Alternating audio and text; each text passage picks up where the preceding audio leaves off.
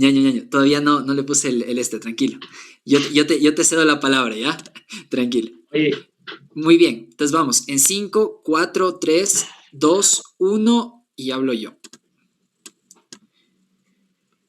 ¿Cómo están, chicos y chicas? Sean bienvenidos a una nueva transmisión de Juntos Movimiento Estudiantil, ahora igualmente como Asociación de Estudiantes de Medicina, que hemos realizado este taller de electrocardiografía, parte de nuestro proyecto Herramientas de la Medicina, que vamos a seguirlas realizando durante todas estas semanas y meses. El día de hoy tengo el honor de contar con nuestro interno rotativo, Kevin Padilla, que nos va a impartir estos módulos sobre electrocardiograma. Te escuchamos, Kevin, bienvenido. muy buenas noches con todos, chicos. Es un gusto para mí poderles acompañar y poder compartir un poquito de lo que sé y de lo que más me gusta. Soy un apasionado del corazón desde que lo recuerdo y hacia allá va mi carrera. Es también un gusto para mí poder compartir con la Asociación de Estudiantes, con los chicos de Juntos, este tipo de actividades académicas, científicas destinadas a los chicos de primer año o de semestres inferiores de ciencias básicas y aquellos que también ya avanzaron y aún les han quedado dudas, porque el conocimiento está para compartirse, para que todos podamos hacer una mejor práctica médica y pues podamos nosotros ir apoyándonos mutuamente, porque recuerden que siempre el beneficio es para el paciente, más no para alimentar nuestros egos. Así que este es el primer módulo. En este primer módulo vamos a hablar acerca de las bases fisiológicas para poder interpretar un electrocardiograma. Un electrocardiograma no puede ser interpretado adecuadamente si es que no contamos con las bases, y ese es uno de los errores más frecuentes que tenemos al momento de una lectura de electrocardiograma. Nos lanzamos a buscar libros que nos enseñen el cómo. Queremos lo rápido, nos gusta lo rápido, nos gusta que nos digan, mira, esto y ya, diagnosticaste tal cosa o ya viste tal patología. Y no se trata de eso. Porque cuando no tienes el conocimiento de fisiología propio, un conocimiento propio que te permita a ti hacer un análisis adecuado, pues tu interpretación va a ser incorrecta. Y cuando veas los cambios dentro de los patrones electrocardiográficos, como vamos a ir conversando, hay muchas variables, muchísimas variables, que hacen que si te cambias un poco el electro, tú ya no lo vas a poder interpretar porque no tuviste las bases fisiológicas. Si lo entendiste cómo funciona el corazón y entendiste cómo funciona el electro, para ti será fácil identificar estas variables y tu interpretación será correcta la mayoría de veces. ¿Ok? Querido Pablo, para compartir mi pantalla, ¿qué hago? ¿Le Sí, mando nada más? sí, la puedes compartir normalmente. Ok. Denme un segundo.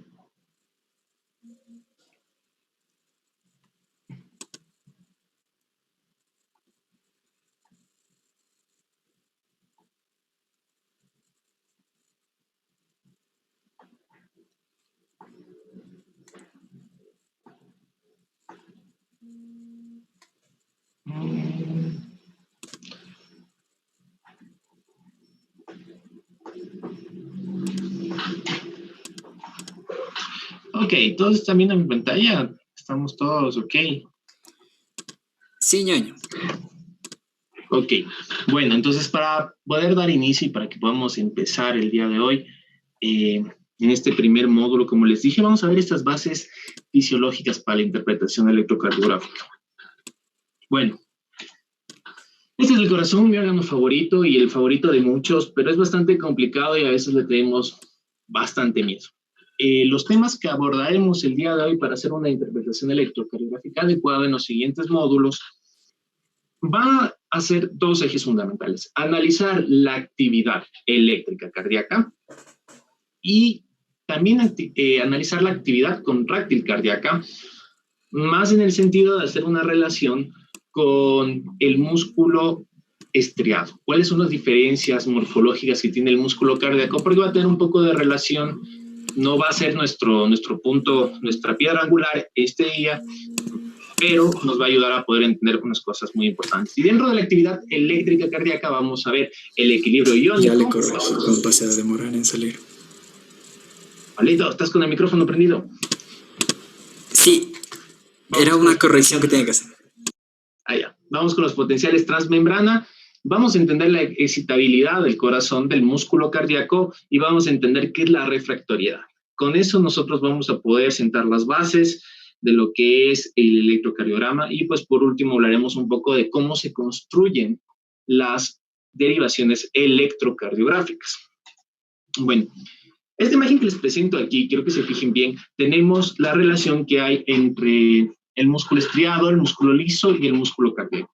A su izquierda pueden ver ustedes, tenemos el músculo estriado, como ustedes ya lo conocen, sus estrías, sus mitocondrias, sus núcleos, todo. Y a la derecha tenemos el músculo liso, que pues ya comenzamos a tener cambios morfológicos. Pero en medio tenemos el músculo cardíaco, que es una especie distinta, un tipo distinto de músculo. ¿Por qué razón? Bueno, el músculo estriado generalmente es un músculo voluntario, o un músculo que nosotros podemos controlar. Y el músculo liso tiende a ser un músculo que se encuentra en las vísceras y es un músculo que nosotros no podemos controlar. El músculo cardíaco pertenece a un órgano que funciona por sí solo, que no lo podemos controlar, pero no necesariamente responde a los lineamientos que nos da el sistema nervioso autónomo, no en su totalidad, como vamos a ver más adelante. Tiene sus características propias que le permiten cumplir la función del corazón, que es la función de ser una bomba. El objetivo principal del corazón es llevar sangre de manera adecuada a todos los tejidos a través de las tuberías, que en este caso son nuestras arterias y nuestras venas, para que nosotros tengamos una perfusión adecuada. Un músculo estriado estructuralmente se ve así. Para poder realizar su función requiere de abundante calcio. El calcio, no vamos a entrar en detalles acerca de cómo funciona el acoplamiento excitación-contracción, pero recordarles que el calcio es fundamental para este acoplamiento. Entonces, la estructura del músculo estriado está hecha para optimizar las concentraciones de calcio disponibles para el músculo, y esto se hace a través de invaginaciones del sarcolema. ¿Ok? Cuando nosotros tenemos la membrana del músculo, el músculo tiene unas invaginaciones que forman una red de tuberías. Y estos son los famosos túbulos transversos. ¿Cuál es el objetivo de esos túbulos transversos? Es que todas las miofibrillas tengan acceso al intercambio iónico de calcio. Como ustedes ven en esta imagen, todo lo que está en amarillo, esos túbulos curvos que comienzan a formarse aquí, son los túbulos T. Justo al lado, ustedes se fijan, tenemos una red intrincada azul que corresponde al retículo sarcoplasmático del músculo. Este va a ser algo muy importante. En el músculo, el retículo endoplasmático, en este caso sarcoplasmático, porque estamos hablando de músculo, es muy desarrollado y tiene la gran función de almacenar el calcio y liberarlo en el momento de la contracción muscular. Estos túbulos que nosotros tenemos, azules, gruesos, al lado de los túbulos T, son las cisternas terminales que van a tener interacción directa con los túbulos transversos. Y como vemos en rosadito las mitocondrias, porque si algo vamos a necesitar es energía, abundante cantidad de energía, y la producción de ATP, dependiendo de mitocondrias, es muy importante. ¿Ok? Ese es un músculo estriado, un músculo común. Pero, ¿qué pasa con la estructura del músculo cardíaco, del miocito? Bueno, en primer lugar, el retículo sarcoplasmático que habíamos visto anteriormente, que era muy, muy desarrollado, esa red intrincada que teníamos ahí, aquí es prácticamente atrofiado. Es un retículo sarcoplasmático muy, muy pobre. Por ende, su papel en proveer de calcio al miocito para la contracción va a ser secundario. Sin embargo, los túbulos T que nosotros tenemos en el músculo cardíaco va a ser mucho más desarrollado, y por ello la interacción del calcio que va a tener el músculo cardíaco va a depender directamente del calcio que esté disponible en el líquido intersticial, que está en el exterior. Por eso el corazón es muy susceptible a los cambios electrolíticos, especialmente de calcio. Cuando hablamos de calcio, cuando hay un cambio general en todo nuestro organismo. Cuando se altera el calcio libre que nosotros tenemos, se altera la función cardíaca y es evidente. ¿Por qué dependemos de eso? No dependemos de los almacenes de calcio propios del músculo. Cabe recalcar que también los trastornos de potasio y de sodio también tienen un impacto importante en la actividad cardíaca. ¿Ok? Y pues, una vez que se logra tener calcio, pues el mecanismo de contracción va a ser el mismo que en el músculo. No voy a entrar en esto en detalle porque tampoco es el objetivo de esta clase, pero solo para que recuerden esa pequeña diferencia y pues si ustedes ya tienen en su cabeza el funcionamiento del músculo y pues pueden hacerle las sugerencias. Si alguna vez quieren una clase de cómo funciona el músculo, puedes decírselo a Pablo y podremos organizar alguna charla en algún momento. Ahora vamos a lo que más nos interesa, la actividad eléctrica. Y este es el meollo del asunto. La actividad eléctrica del corazón, ¿cómo se ve? Ustedes se preguntarán y me dirán, ¿por qué, Kevin, pones un huevo frito en la presentación de las 8 de la noche el sábado? Kevin, no me quedé aquí en tu charla para ver un huevito frito. Pero bueno, este huevito frito lo he desarrollado durante mis años de estudio, nos permite ilustrar rápidamente cómo se da el equilibrio iónico, cómo se dan los potenciales de membrana, cómo se dan los potenciales de acción, y nos permite entender la base del electrocardiograma. Sí, este huevito frito. Como les decía yo a mis estudiantes de bioquímica y de fisiología, nunca olviden el huevito frito. El objetivo de esta analogía es que ustedes entiendan la relación que tiene el líquido intersticial con el líquido intracelular. Esto es aplicable para todo el estudio de potenciales de acción en cualquier célula del cuerpo. Lo vamos a aplicar a la célula cardíaca, al miocito cardíaco. Recuerden ustedes, queridos colegas, que el líquido intersticial, en este caso que es parte del líquido extracelular, es un líquido rico en sodio, el catión sodio. Por otro lado, recordemos siempre que el líquido intracelular es rico en potasio. Bueno, partiendo de esto, sabemos que nosotros tenemos un catión dominante en el líquido extracelular y en el líquido intracelular. Va a haber siempre un equilibrio porque la célula va a ser aislada y va a ser impermeable al paso de estas sustancias por la bicapa lipídica que nosotros tenemos. Recuerden ustedes, colegas, que el paso de iones a través de las membranas solo se puede dar por difusión simple cuando nosotros tenemos proteínas de canal, canales iónicos que permitan la entrada y salida, y que estos están configurados de tal manera que tengan compuertas, en algunos casos, de entrada y de salida, y en otros solo de entrada, o de activación y de inactivación. Para que estos canales iónicos se activen y se abran, vamos a depender nosotros de estímulos. Recuerden que en la fisiología todo funciona a través de estímulos. Los estímulos es lo que a nosotros nos permiten hacer lo que hacemos. Todas nuestras células de nuestro cuerpo funcionan a través de estímulos. El estímulo que le dice, ok, haz tu trabajo. Un jefe que le dice lo que tiene que hacer.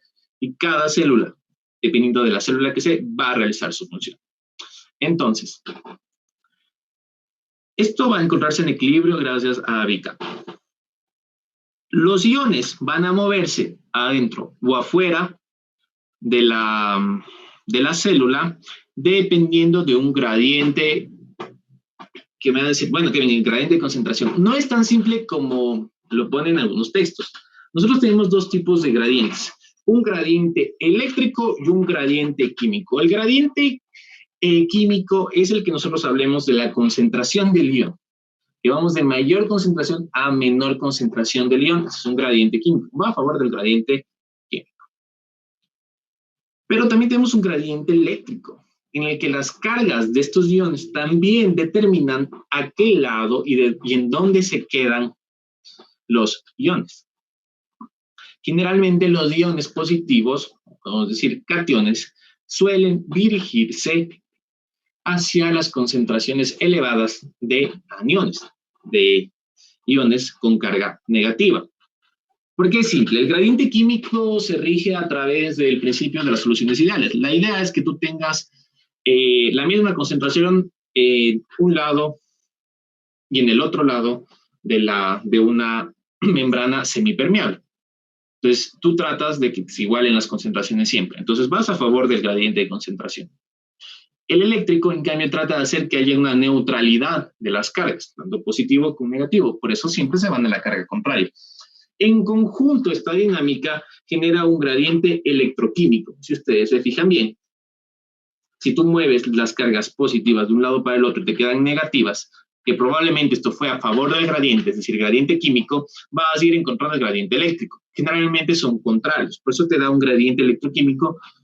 Y pues vamos a temas más complejos que determinan hasta cuándo se puede pasar, hasta cuándo el gradiente eléctrico juega un papel fundamental. Hablamos de temas de conductancia y cosas que también ya salen en un estudio muy específico de cargas y de electrofisiología, que tampoco es el objetivo de esta clase.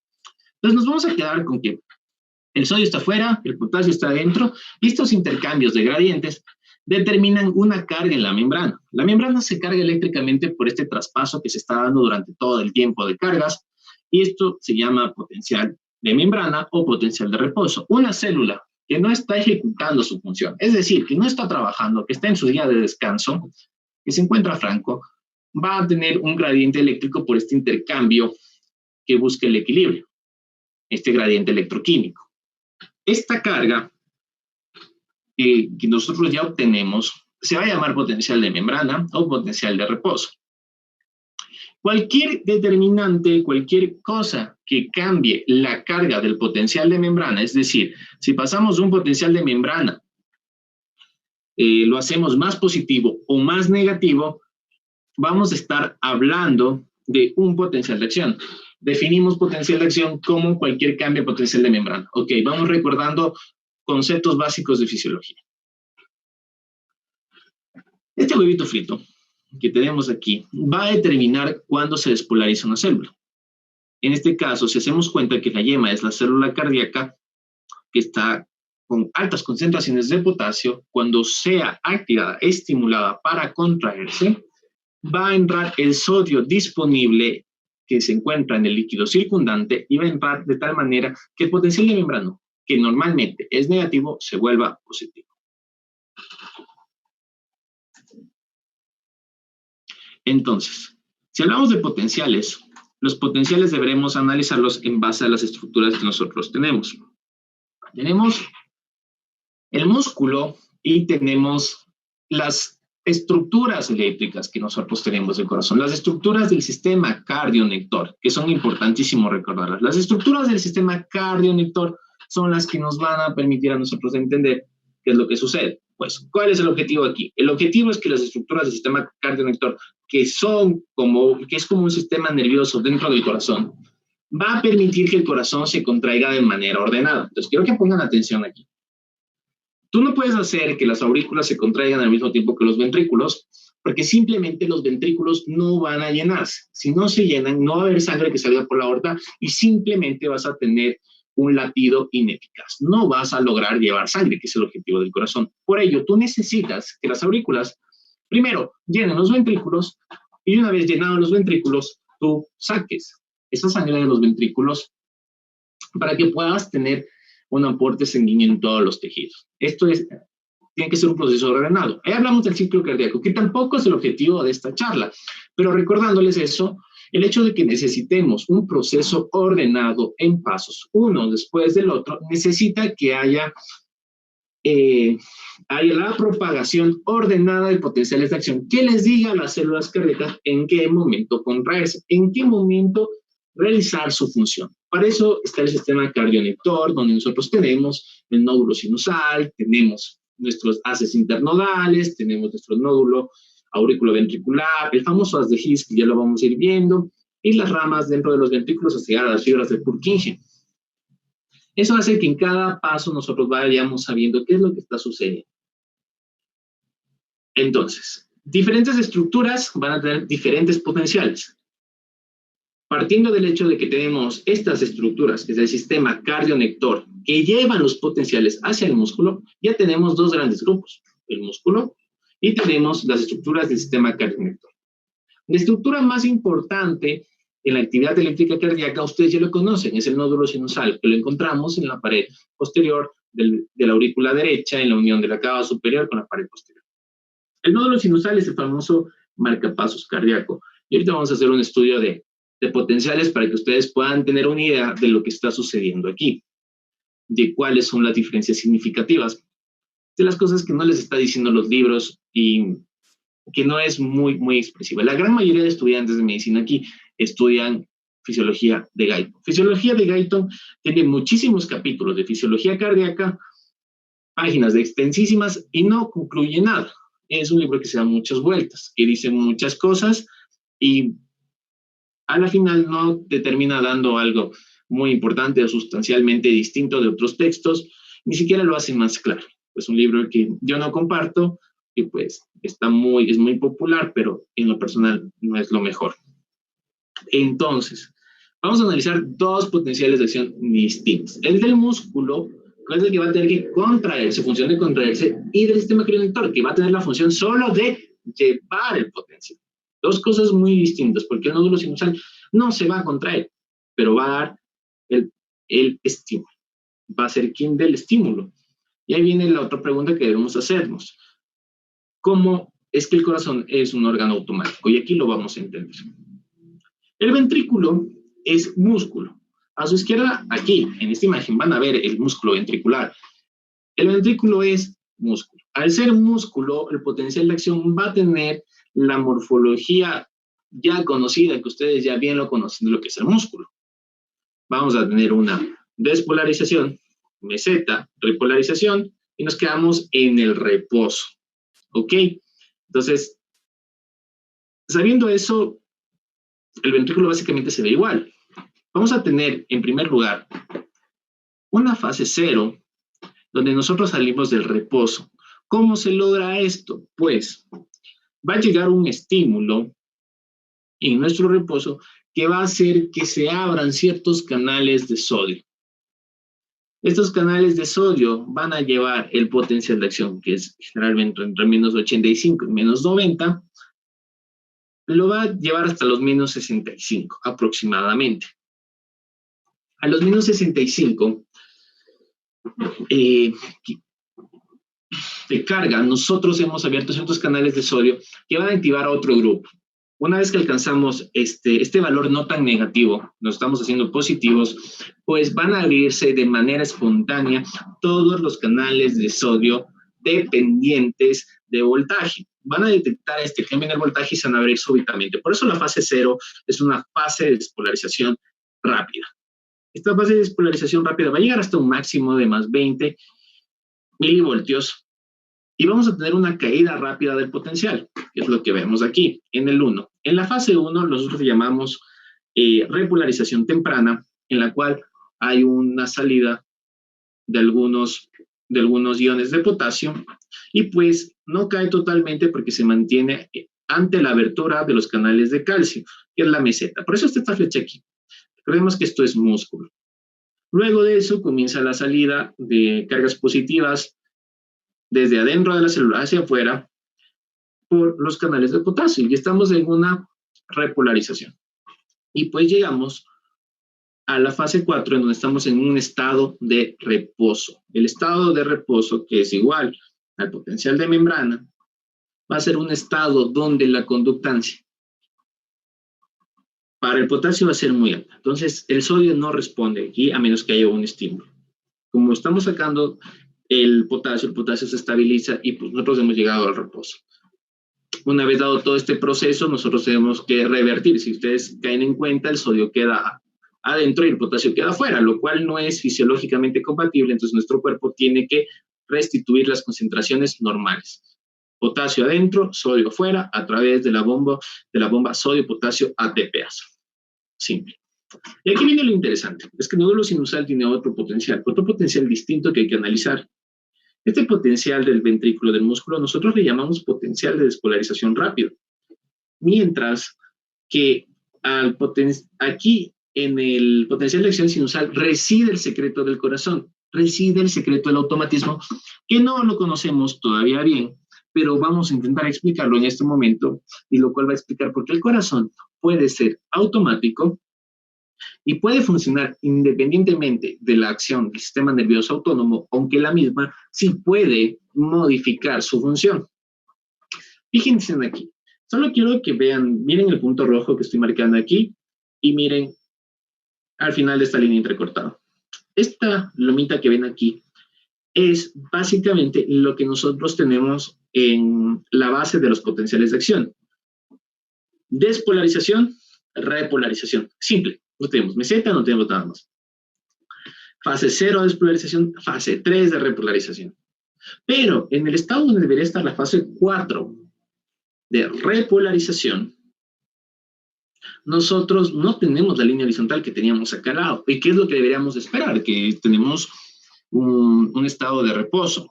Lo que está sucediendo aquí, en este punto, es que esta línea no es horizontal, es inclinada. Y es esta inclinación la que explica todo en el corazón. La fase 4, en el nódulo sinusal, se caracteriza de dos cosas. De una despolarización lenta, por influjo lento de iones calcio, y un influjo rápido de iones sodio. No sabemos todavía cómo funciona exactamente esto, pero una vez acabada la fase 3 en el nódulo sinusal y llega al límite inferior, llega a donde debería estar el estado de reposo, no se queda quieta, sino que va inclinándose lentamente hacia la despolarización. Porque en algunos estudios se han visto que tenemos nosotros canales de sodio que quedan parcialmente abiertos y estos permiten que se vaya volviendo positivo lentamente. Ahora sabemos que esto está dado por algo que se llaman los canales funny, que son divertidos porque estos responden de manera contraria a lo que deberían funcionar normalmente, responden a la hiperpolarización, no a la despolarización. Entonces, lo que hacen cuando nosotros nos volvemos muy negativos, automáticamente se abren estos canales de calcio y comienzan a entrar pequeñas cantidades de calcio. Recuerden ustedes que el calcio también es un ion positivo. Y al ser positivo, va siendo lentamente más positivo el potencial hasta llegar al potencial umbral, que es entre menos 50, menos 40 milivoltios. Y una vez el potencial umbral va a activar lo que ya ustedes conocen, que son los canales de sodio, pues canales de sodio dependientes de voltaje. Y tenemos lo mismo que pasaba en la fase 0. Se abren rápidamente los canales que faltan y nosotros nos vamos mucho más rápido a la positividad. Llevados a la positividad, nosotros bajamos por la repolarización y pues volvemos. Y esto se repite durante toda nuestra vida y el corazón nunca deja de latir. Y siempre está el nódulo sinusal, obviamente, a menos que haya alguna enfermedad del nódulo sinusal, pues va a estar funcionando de esta manera. La fase 4 es el secreto del corazón y del automatismo. ¿Ok? Es algo que nunca deben olvidar. Este gráfico de aquí ilustra un poco acerca de lo que les comenté de las fases de la despolarización en el músculo ventricular, desde la fase 0, 1, 2, 3 y 4. ¿Okay? Estaría por acá. Fase 0, entrada de sodio. Fase 1, repolarización temprana, salida de potasio. Meseta en la fase 2, en la cual tenemos entrada de calcio. Y pues en la fase 3, salida de potasio, y en la 4, pues lo que queda de salida de potasio que nos permite a nosotros mantenernos en el reposo. Este otro gráfico, no se asusten, dice exactamente lo mismo, pero para gente que le gusta complicarse un poquito más la vida. Entonces, hasta este punto nosotros ya vimos que el nódulo sinusal, la famosa estructura de marcapasos, logra ser automático por la fase 4. Entonces tenemos automatismo. Ahora vamos comparando un poco las estructuras. Ya vimos lo que es el potencial de acción sinusal. Vimos lo que es el potencial de acción ventricular. El ventrículo, pues, tenemos un patrón de músculo. Y el sinusal, pues, vimos la característica de la fase 4. Hay un principio básico que no deben olvidar también en el corazón. Todas las estructuras del sistema cardionector, escúchenlo bien, esto es algo que tampoco deben olvidar. Todas las estructuras del sistema cardionector, nódulo sinusal, haces internodales, nódulo auriculoventricular, haz de His, ramas derecha e izquierda, fibras de Purkinje, que son las últimas en llegar al músculo, todas, pero absolutamente todas, potencialmente tienen la posibilidad de actuar como marcapasos, especialmente el nódulo sinusal y el auriculoventricular, y en el caso de las fibras de Purkinje y demás estructuras, tiene la capacidad de desencadenar también impulsos por su cuenta. Me van a decir, ¿pero cómo? Pues aquí lo ilustramos. Se dice que el sistema cardiolector es un tejido de transición, no es un tejido nervioso. Uno de los errores que solemos cometer los estudiantes más nobles en la carrera o aquellos que no tuvieron un estudio comprensivo de la fisiología, es decir, es que sí, el sistema cardiolector es el sistema nervioso del corazón. Es una analogía útil para explicar, pero no es cierto. No es un tejido nervioso, es un tejido de transición que se parece un poco al nervioso y se parece un poco al muscular, que aquí se ilustra. Fíjense en el potencial del nódulo sinusal se parece al potencial base de las fibras nerviosas y el músculo ventricular, pues como el músculo estriado. Conforme pasa la estructura, es decir, conforme va avanzando la estructura en el corazón y se va acercando más al músculo, es decir, que vamos del nódulo sinusal hasta llegar a la fibra de Purkinje, se va pareciendo cada vez más al músculo. La fibra de Purkinje es la última estructura del sistema cardioventor y es la que entra en contacto con el músculo, y al ser un tejido de transición, por eso le llamamos de transición entre lo uno y lo otro, se parece cada vez más al que está más cerca, es decir, al músculo ventricular. Y lo que se acerque más al nódulo sinusal se va a parecer más al potencial del nódulo sinusal, pero es un tejido de transición. Fíjense bien en la fibra de Purkinje. ¿Por qué la fibra de Purkinje también tiene capacidad de automatismo? Si lo vemos rápidamente, me van a decir, pues Kevin, la fibra de Purkinje se ve tal cual se ve el músculo ventricular. Sí, de acuerdo. Tenemos fase 0, 1, 2, 3 y 4. Pero fíjense en la fase 4, en el reposo de este momento. En el reposo, en el músculo es totalmente horizontal y en el sinusal es una pendiente. Y aquí, en la fibra de Purkinje, no es horizontal. Tenemos una ligera pendiente. Y este potencial nos está diciendo, queridos doctores, yo también tengo la capacidad de desencadenar impulsos de manera automática. Aunque la inclinación es mucho menor, mucho menos pronunciada, es muy baja. Entonces también nos está dando otro mensaje. Yo soy automático, pero no puedo despolarizarme tan rápido como el nódulo sinusal, lo que se traduce en menor frecuencia cardíaca. Cuanto más rápido llegue el siguiente potencial de acción, más rápida va a ser la frecuencia cardíaca. La fibra de Purkinje es incapaz de generar una velocidad tan rápida como el nódulo sinusal, de 60 a 100 latidos por minuto. La fibra de Purkinje apenas en el máximo de velocidad puede llegar a generar 40 latidos, genera entre 15 y 40 latidos, lo que es muy, muy bajo. Sin embargo, ¿por qué la fibra de Purkinje, por qué las estructuras del sistema de cardioventor tienen esta propiedad de ser automáticos en ciertas condiciones? Es un mecanismo de defensa.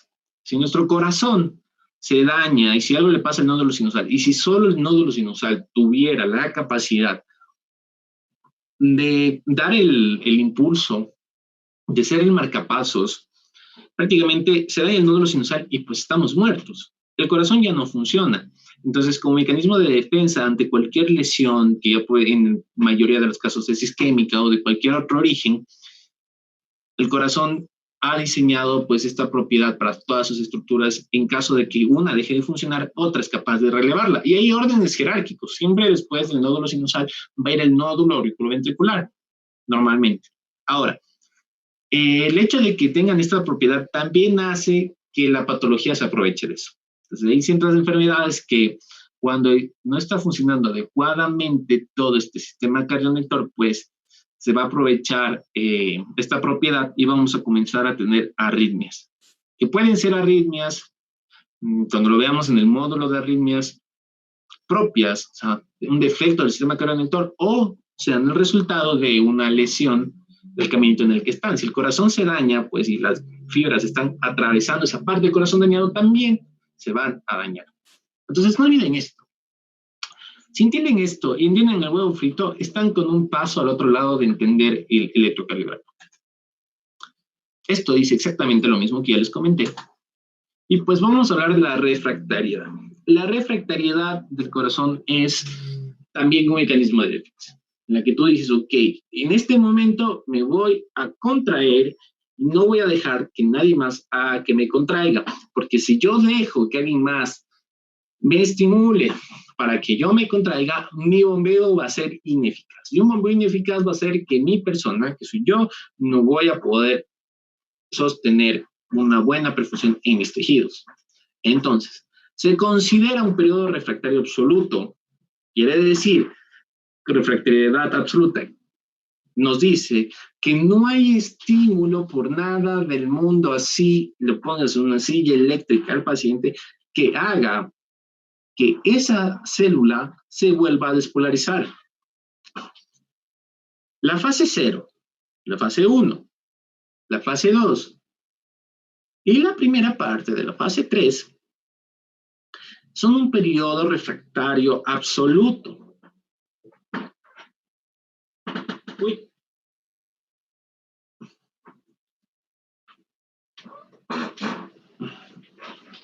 Ahorita tenemos una falla técnica. ¿Qué pasó, ñaño? ¿Me escuchas? Ok, volvimos. Mil disculpas. No te preocupes, ñaño. Ya, entonces, cuando estamos hablando de refractariedad, de este periodo refractario absoluto, pues no hay nada aquí en el mundo que lo haga que se cambie. Después del periodo refractario absoluto, nosotros tenemos una pequeña porción que está ilustrada por la A. La A es una parte en la que sí, prácticamente podrías tener tú un potencial, sí, podría haber un estímulo que genera un potencial, pero este potencial, a pesar de que se genere, no podría ser transmitido. Entonces es solo teórico.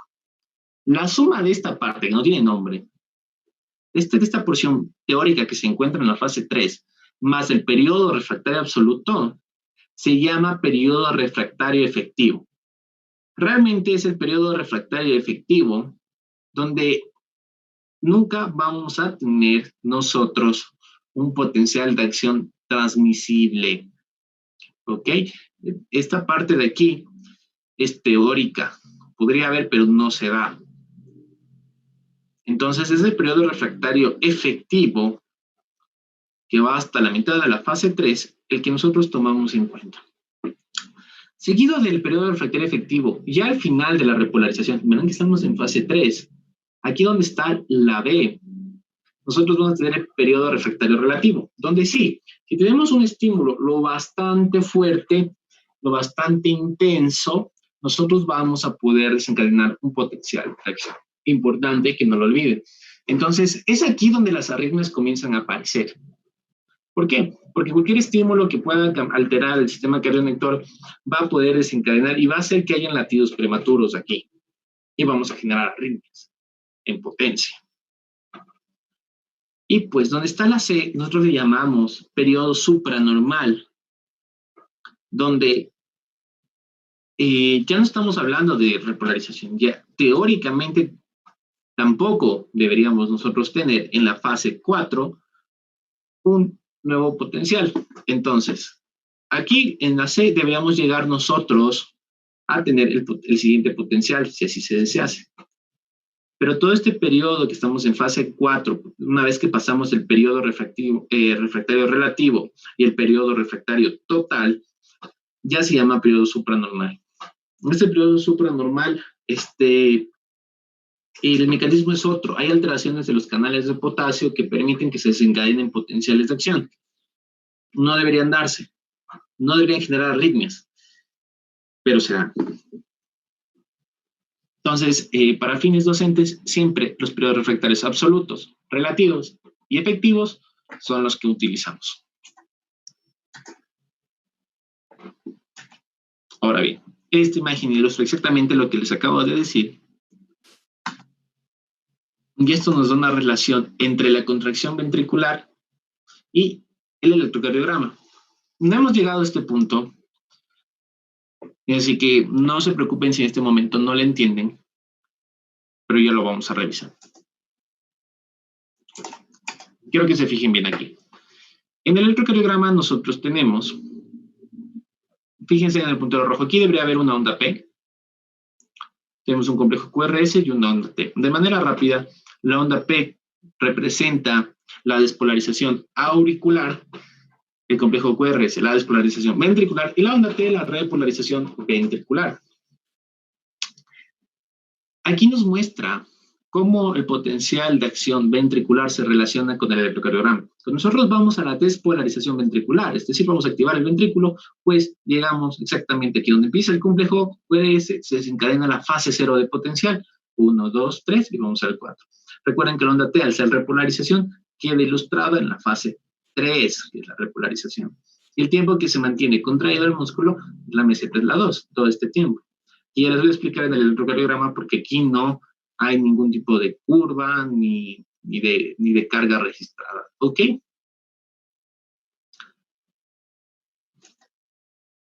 Entonces, basándonos en este gráfico de aquí, recuerden ustedes que el periodo refractario absoluto era 0, 1, 2 y un poquito del 3. Vamos acá. Si lo dibujáramos, estaría aquí 0, 1, 2 y 3. Un poquito del 3. Y en el relativo, lo que queda del 3, y vamos a fase 4. Periodo refractario absoluto, relativo. Refractariedad. Este es un gráfico que nos permite ilustrar como que fuera un juego de dominó cómo pasa todo.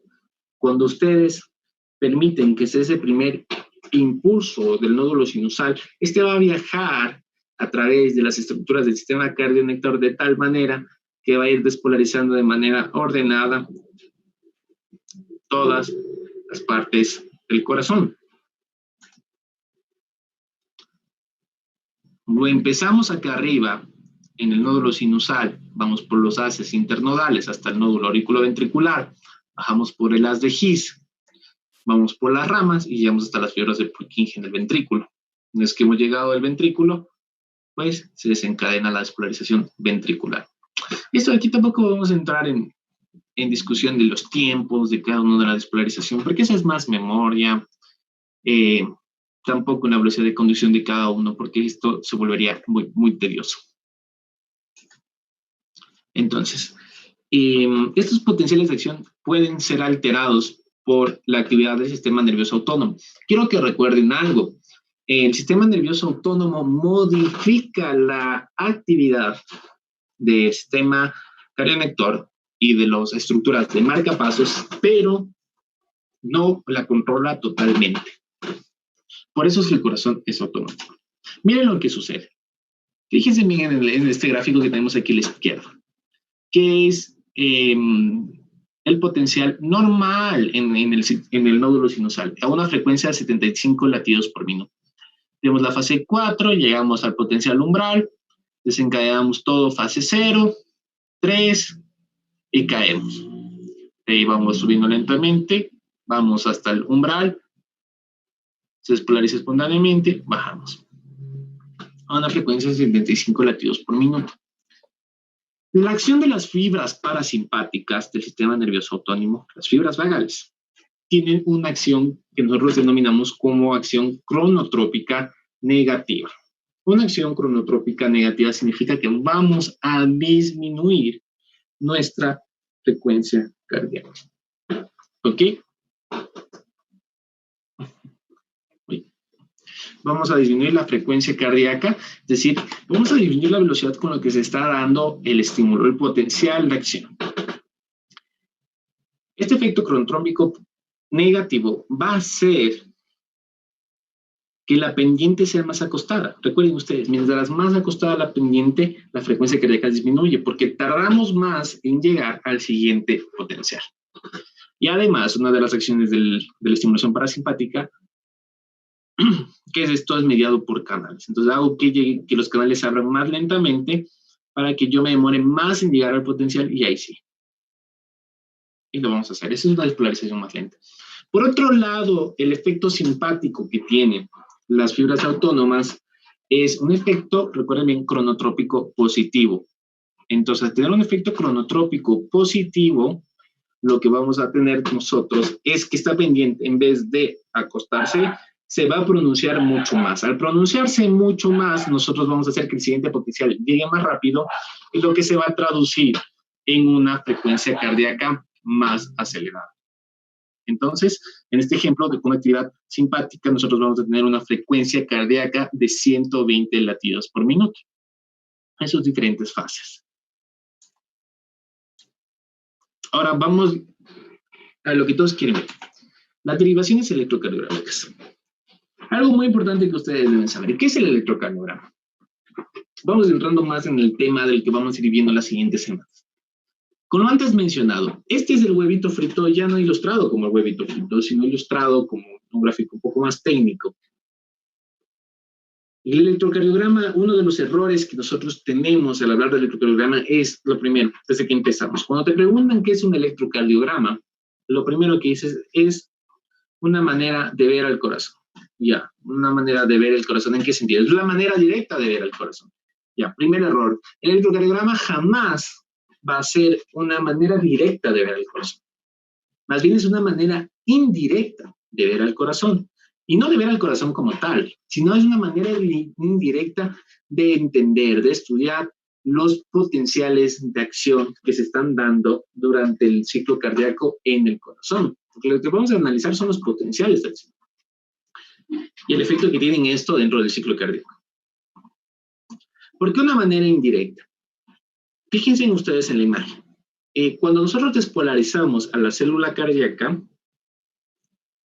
lo que hacemos es que las cargas positivas que se encuentran en el líquido intersticial circundante entren dentro del miocito. Una vez que entran dentro del miocito, el miocito pasa de su carga negativa del potencial de membrana, se vuelve positivo, se despolariza. Pero va a haber una repercusión. Así como el miocito se convierte en positivo, va a haber una repercusión en el líquido intersticial. Este líquido intersticial se va a convertir prácticamente en negativo. No porque estemos sacando cargas negativas como tal, sino que algo más sencillo. El hecho de que yo haya sacado las cargas positivas, que recuerden este equilibrio electroquímico que había, que buscaba que se mantengan neutro las cargas. Si yo quito las cargas positivas que tenía para hacer positivo el miocito, evidentemente la carga que va a quedar en el sistema cardioinductor en potencia va a ser negativa, porque se van a quedar los aniones que ya estaban ahí, que son propios del líquido intersticial, y esta carga va a ser negativa.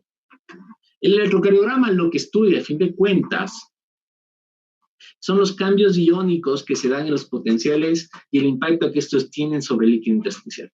Porque el líquido intersticial es agua y es un buen conductor de corriente. Nosotros, para poder estudiar directamente los potenciales en un miocito, tendríamos que ponerle electrodos directamente a la célula cardíaca, lo cual es, en teoría, imposible en un ser humano vivo. Y un ser humano muerto que le pueda sacar el corazón, bueno, básicamente va a dejar de latir. Entonces, lo que hacemos nosotros es aprovechar el reflejo que se genera en el líquido intersticial. Si el miocito se vuelve positivo, el líquido es negativo. Ya, este cambio en el líquido intersticial es el que yo estudio. Por eso es una manera indirecta de estudiar los potenciales de acción en el corazón. Entonces, ese es un concepto clave que nunca deben olvidarse. Un concepto clave. Entonces, a su paso, al paso de la despolarización, conforme se va despolarizando el corazón, siempre las cargas que van a acompañarle al líquido va a ser negativo. El líquido que está en una porción despolarizada siempre va a ser negativo. Siempre va a ser negativo.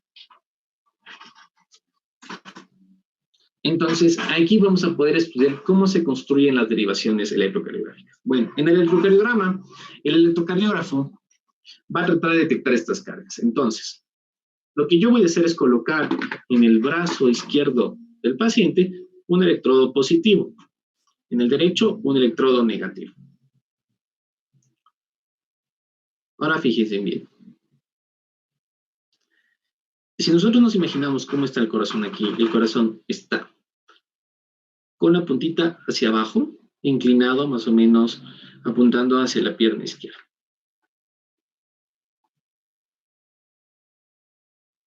El nódulo sinusal, que es donde empieza, recuerden bien, donde empieza nuestro potencial de acción, se encuentra arriba y a la derecha. Y la punta cardíaca, que es lo último en despolarizarse, se encuentra abajo y a la izquierda. Entonces vamos a ir hacia allá. Entonces yo voy a estudiar cómo va el potencial aquí. El potencial de acción va a ir de arriba y a la derecha, que es el nódulo sinusal, hacia abajo y a la izquierda en la punta. Entonces, el inicio del potencial siempre va a estar hacia este electrodo del brazo derecho y se va a alejar de él. Miren la flecha donde va. La corriente se aleja del negativo. Significa que si nosotros nos imagináramos aquí un carro, digamos que la flecha es la carretera, el auto se va alejando del electrodo negativo y conforme va avanzando va despolarizando. ¿Cómo queda el líquido que ya ha sido despolarizado? Queda negativo. Queda negativo. Recuerden ustedes que vemos el reflejo. Si estoy metiendo las cargas positivas del corazón, ese auto que va avanzando, todo lo que queda en el camino es negativo. Negativo, negativo, negativo. Entonces me van a decir, Kevin, a ver, pausa. Kevin, me acabas de decir que el líquido queda negativo. Estás mal, porque el electrocardiograma que estoy viendo yo aquí arriba tiene todo hacia arriba, significa que es positivo, que el electrodo, que lo traduce, estamos mal.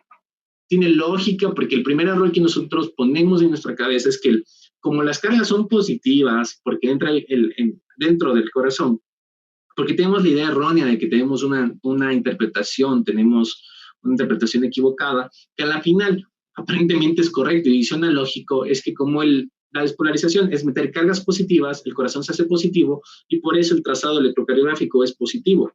No. Realmente lo que dejamos en el camino son las cargas negativas. Estas cargas negativas que quedan en el líquido intersticial van a ser analizadas de derecha a izquierda. Y miren ustedes, fíjense bien, ¿qué electrodo tenemos hacia la derecha? ¿Dónde empieza la despolarización? Es negativo. Matemáticas, menos por menos da más. Esa es la verdadera razón por la cual los trazados electrocardiográficos de las derivaciones son positivos en un corazón normal, ¿no?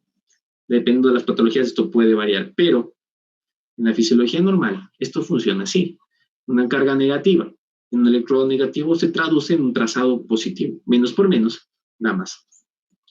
Entonces, esta derivación que va desde esta carretera imaginaria, desde el brazo derecho al brazo izquierdo, que atraviesa el corazón, es la derivación 1. Cuando nosotros ponemos el electrodo negativo en el brazo derecho, pero ponemos en la pierna izquierda, vamos a poner el positivo, vemos que una vez más la despolarización se aleja del brazo derecho, que es un electrodo negativo. Voy dejando a su paso cargas negativas, entonces menos por menos me da más. Trazado positivo. Y cabe recalcar que la derivación 2, este también es otro tip que no deben olvidar, la derivación 2 siempre va a coincidir, en la mayoría de los casos, con el eje cardíaco normal. Recuerden cómo está el corazón, hacia abajo y hacia la izquierda, con la puntita hacia allá. Entonces, la dirección de esta corriente es muy similar a la que tiene el corazón y va a ser la mejor para estudiar procesos arrítmicos, al ritmo del corazón. Y pues por último, en la derivación 3, voy a poner yo el electrodo negativo en el brazo izquierdo y en la pierna izquierda el positivo. Menos por menos me da más. Recuerden que la corriente se está alejando del brazo izquierdo hacia abajo. Nódulo sinusal está arriba y a la derecha y la punta está abajo y a la izquierda. Yo siempre voy a ir de arriba hacia la derecha, hacia abajo a la izquierda. Entre arriba y abajo, porque me van a decir, Kevin, ¿estamos del mismo lado? Sí, pero entre arriba y abajo, ¿cuál se despolariza primero? Arriba. Menos va a ser el electrodo que esté arriba y pues las cargas que van a quedar allá también son negativas. Menos por menos también me da más. Estas tres derivaciones forman el famoso triángulo de Itobe que tenemos aquí. Ahora, las derivaciones bipolares, que fueron las que vimos, porque tienen dos polos, no son las únicas. Tenemos unas derivaciones unipolares, que son 3 más. En estas lo que vamos a hacer es solo colocar un electrodo positivo en cada brazo y en cada pierna. Vamos a poner un electrodo positivo en el brazo derecho, a este le vamos a llamar ABR. Vamos a poner un electrodo positivo en brazo izquierdo que va a ser ABL de left, y vamos a tener también el electrodo positivo en la pierna izquierda, como habíamos visto anteriormente, solo ahí, ya no dos polos, solo un polo, y esa va a ser AB foot, ABF. Y quiero que se fijen bien en lo que vamos a hacer aquí. Vamos a usar la misma lógica que utilizamos hace un rato.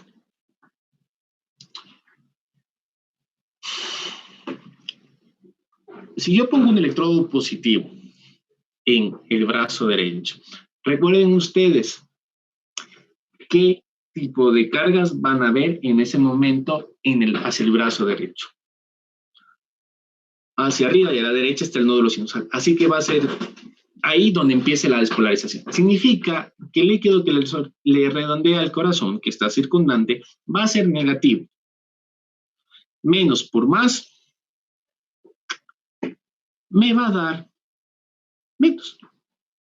Por esa razón, la derivación ABR siempre va a ser negativa. Entonces me van a decir, es que también hay en otros, he visto que hay en algunos electrocardiogramas en los que uno o dos está negativo. Sí, eso depende del estudio vectorial, que lo vamos a ver en el próximo módulo. Pero una característica de ABR es que todo es negativo, no solo el complejo QRS, que es el que suele cambiar y es el que suele mostrar estas variaciones. Tanto onda P como complejo QRS y onda T en ABR son negativos por el principio básico que acabamos de analizar, de que las cargas son negativas, las que vamos dejando, y hemos puesto el electrodo positivo en el lado de la negatividad. Entonces, menos por más siempre me va a dar menos. En cambio, si yo me voy abajo a la punta cardíaca, en ABF, yo voy a estar, hacia ABF va a estar las cargas positivas. ¿Por qué? Lo despolarizado queda hacia atrás, hacia el nódulo sinusal, hacia arriba y a la derecha. Hacia arriba y a la derecha yo tengo las cargas negativas que iba dejando. Pero mi electrodo positivo está abajo con las cargas positivas. Más por más me va a dar más. Entonces, en este caso, lo que yo voy a tener es un trazado positivo. Bajo este concepto, derivación ABL es muy variable. Derivación ABL puede ser positivo como puede ser negativo dependiendo de la anatomía del paciente. Sí, la anatomía tiene que ver mucho con el vector cardíaco y con el eje cardíaco. Pero eso lo vamos a ver cuando nos dediquemos simplemente a estudiar eje, que ya es un poco de vectorcardiografía y ese es un pasito más adelante en complejidad. Entonces, pregunta y algo que deben hacer siempre. Cuando les pregunten y ustedes sepan, ¿cómo saber si el electrocardiograma está bien tomado? Pregunta que ustedes deben saber. Ustedes deben saber cómo hacerlo. Un electrocardiograma está bien tomado cuando todas las ondas y componentes del electrocardiograma en ABR son negativas. Si ABR es todo negativo, ese electro está bien tomado. Ahora que me dirán, es que este electro se ve raro y acá está negativo. No. Ese es el arte del electrocardiograma. Que interpreten en base a la fisiología qué está pasando, porque van a haber muchas variables, van a haber muchas cosas patológicas. Pero en específico, para ver si está bien tomado, es ver que ABE esté totalmente negativo. Si ABE está positivo, ese electro está mal tomado. Hubo una transposición de grandes cables.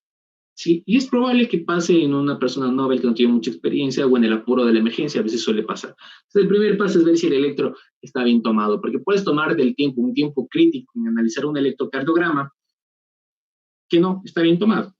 Ya cuando has sacado frecuencia cardíaca, ritmicidad, ritmo, eje, te das cuenta que en el eje que ha estado mal tomado porque ABR es positivo y el corazón te sale que está al otro lado y ya perdiste mucho tiempo útil. Entonces, pregunta de todos los exámenes, cualquier lado, siempre revisar ABR. Si les dan un electrocardiograma, revisen si estén bien tomados. No va a faltar algún docente que tenga un electro por ahí guardado y te dé el electro y te pone interprete, te pones a interpretar, que después de que te matas interpretando te dicen, sabes que este electro está mal tomado. Gracias, 0. ¿Ya? ¿Ok? No olvidarlo. Entonces ya saben por qué ABR es negativo y por qué debe ser siempre negativo. Y ya saben cómo ver si un electrocardiograma ha sido bien tomado. Y bueno, las últimas 6 derivaciones para completar el electrocardiograma estándar, que son 12 derivaciones, son las precordiales, las que nos permiten ver la cara anterior del corazón. Lo que hacemos es poner electrodos sobre la parrilla costal, en los espacios intercostales, para poder ver la cara de adelante del corazón. Como ustedes ven aquí en el gráfico, nosotros vamos a ir viendo al corazón desde adelante y hacia el lateral. Las precordiales nos permiten complementar el estudio de las otras derivaciones. En total, el electrodo va a tener 12 derivaciones.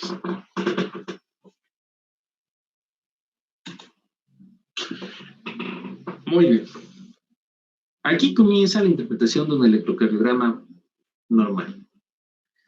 Pero no vamos a ver los pasos de la interpretación, sino que vamos a ver ahora sí un poquito de los principios hasta el trazado. Vamos a llegar en este módulo y en la siguiente entrevista de la próxima semana vamos a complementar esto. Bueno, estos trazados y estos dibujitos que ustedes van a recibir, queridos compañeros, van a venir en un papel milimetrado.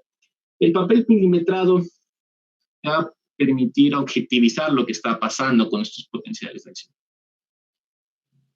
El electrocardiograma siempre va a tener dos ejes, un eje horizontal y un eje vertical. En el eje horizontal nosotros vamos a analizar los cambios de los potenciales a través del tiempo. En el eje vertical nosotros vamos a poder analizar los cambios en el voltaje de los potenciales. ¿Son positivos o son negativos? En el papel milimetrado, un cuadradito chiquito en el eje horizontal equivale al transcurso del tiempo de 0.04 segundos.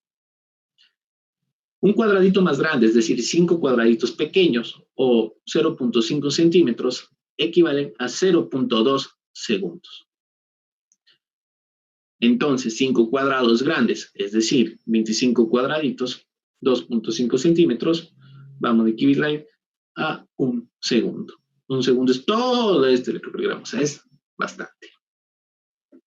Por otro lado, el eje vertical en el análisis del voltaje, nosotros vamos a tener que cada cuadradito pequeño hacia arriba va a equivaler 0.1 milivoltios. 1 centímetro va a equivaler a 1 milivoltio.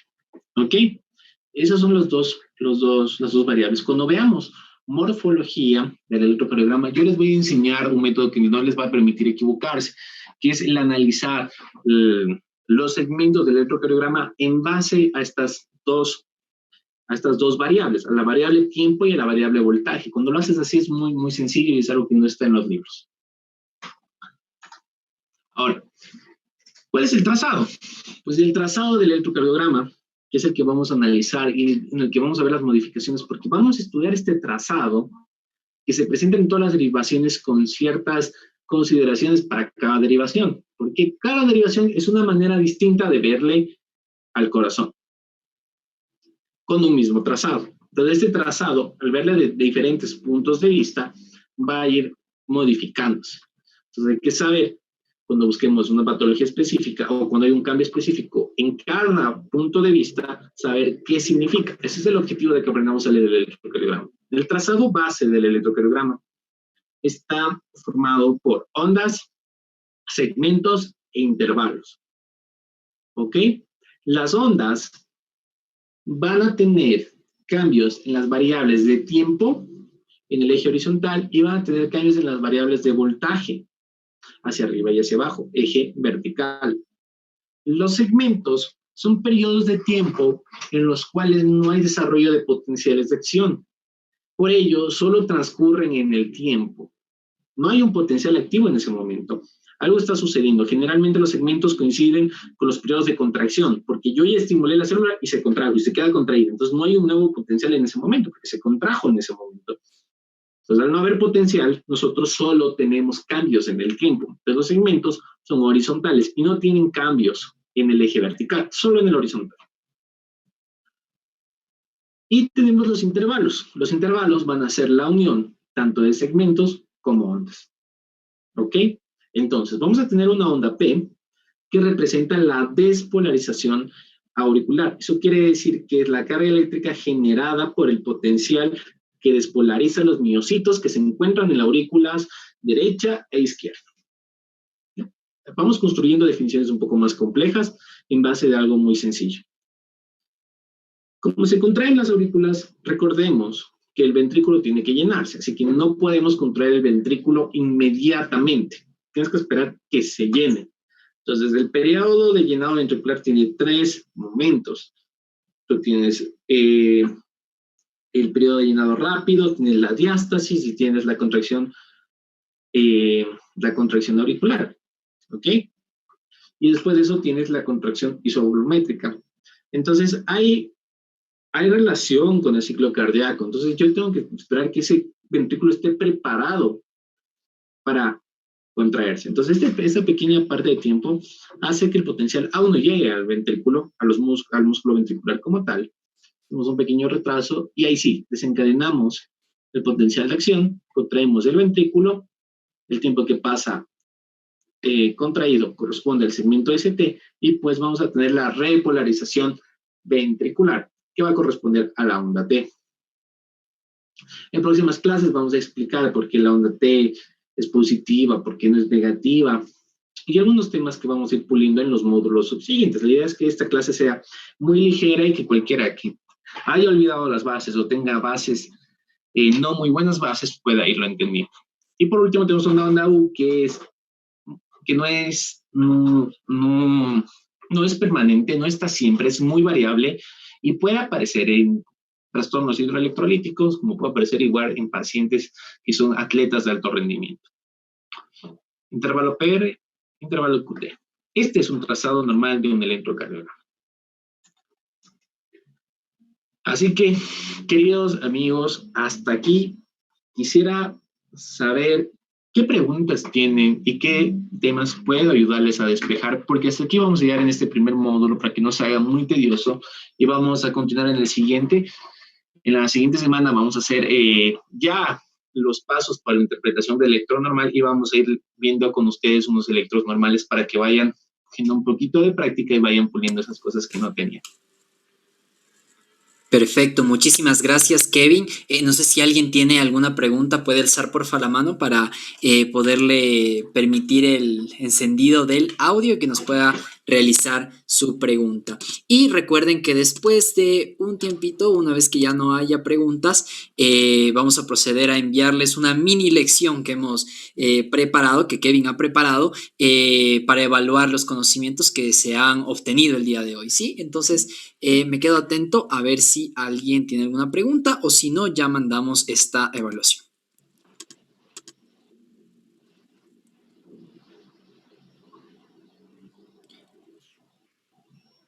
Perfecto, Daniel.